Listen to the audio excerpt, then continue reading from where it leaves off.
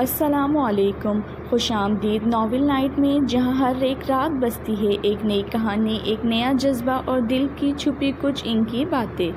آج کی کہانی کا عنوان ہے کاش وہ لوٹ آئے، ایک ادھوری محبت جو وقت کے ہاتھ ہاری گئی۔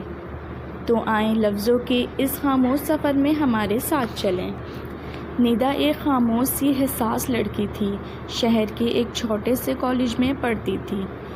دن اس کے بہت عام گزر رہے تھے جب ایک دن اس کی ملاقات ہوئی اذان سے۔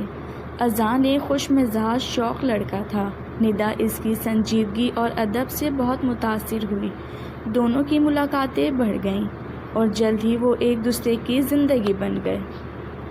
اذان اکثر کہتا، ندا تم میری سب سے خوبصورت اذان کے ساتھ زندگی گزارنے کے، مگر قسمت کو کچھ اور منظور تھا۔ اذان کے والدین نے اس کی شادی کہیں اور طے کر دی۔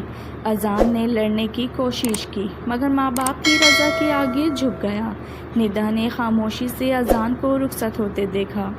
اذان چلا گیا لیکن ندا وہیں رک گئی، اس لمحے میں، اس محبت میں۔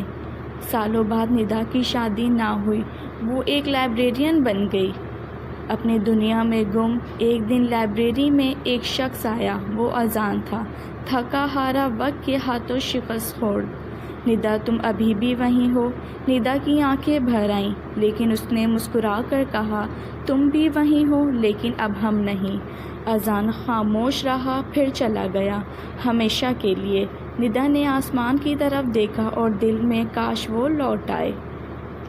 لیکن شاید کچھ محبتیں بس یاد رہنے کے لیے ہوتی ہیں۔ کچھ کہانیاں لفظوں میں مکمل ہو جاتی ہیں اور کچھ دل میں ادھوری رہ جاتی ہیں۔